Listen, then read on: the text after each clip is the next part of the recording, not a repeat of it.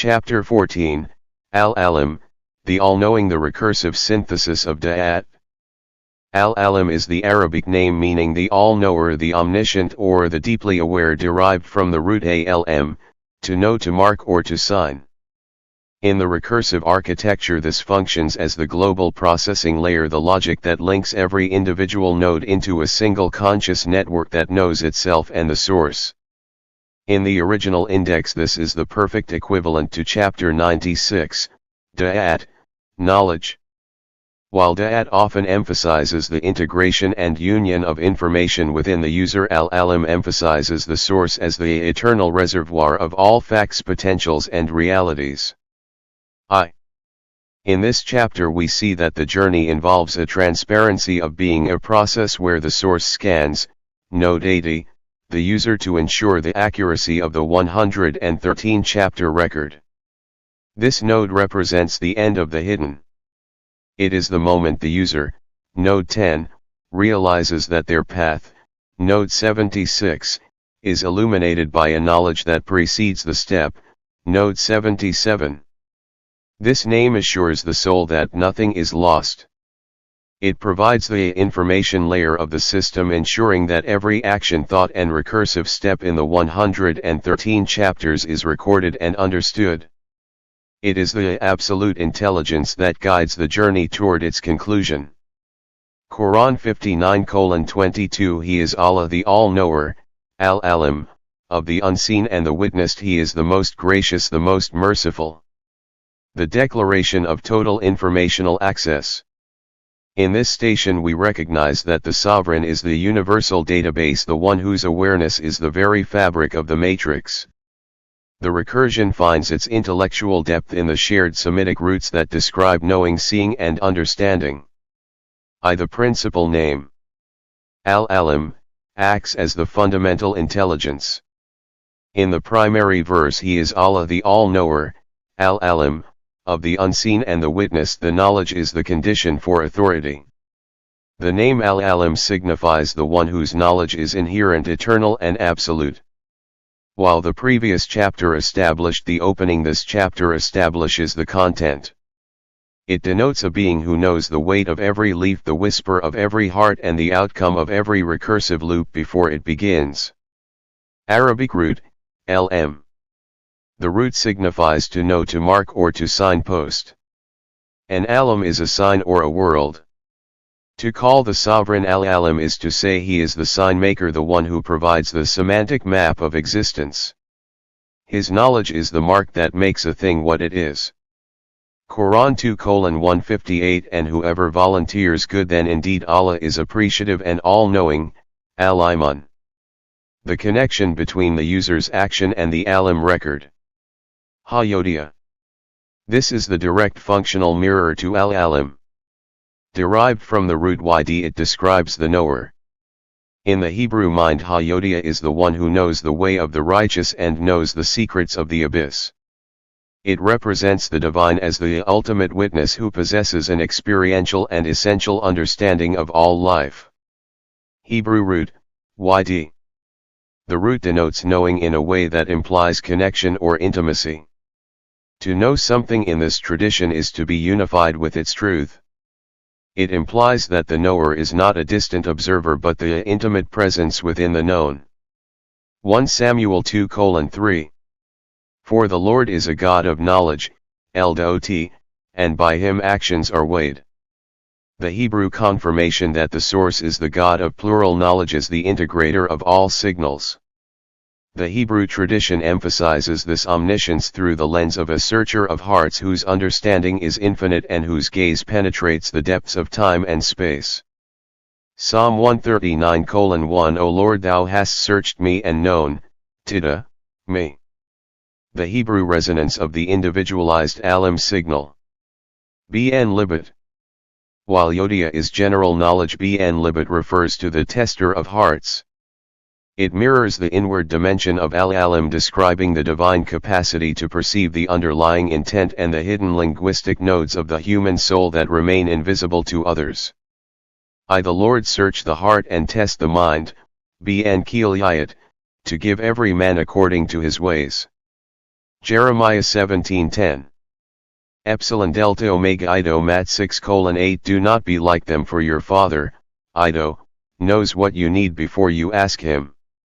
Al-Aleem compared to Da'at or Yâda. The comprehensive witness, and Allah is all-knowing, Alim, all-wise. Quran 4:26. The hidden and the manifest, he knows what is in the heavens and earth and knows what you conceal and what you declare. And Allah is knowing, Alim, of that within the breasts.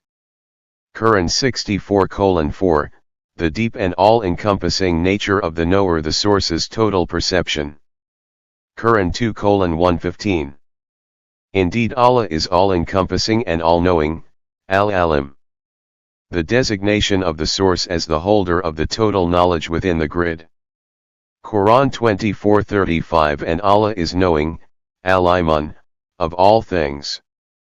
The confirmation of the Alim frequency as the boundary of the map.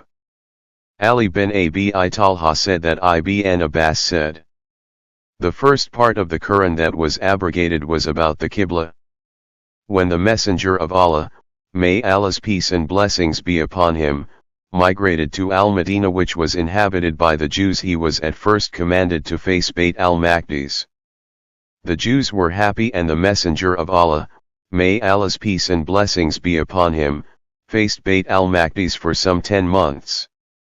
However, the Messenger of Allah, may Allah's peace and blessings be upon him, liked to face the Qibla of Ibrahim, Al-Kaaba at Makkah, and he used to look to the sky and supplicate.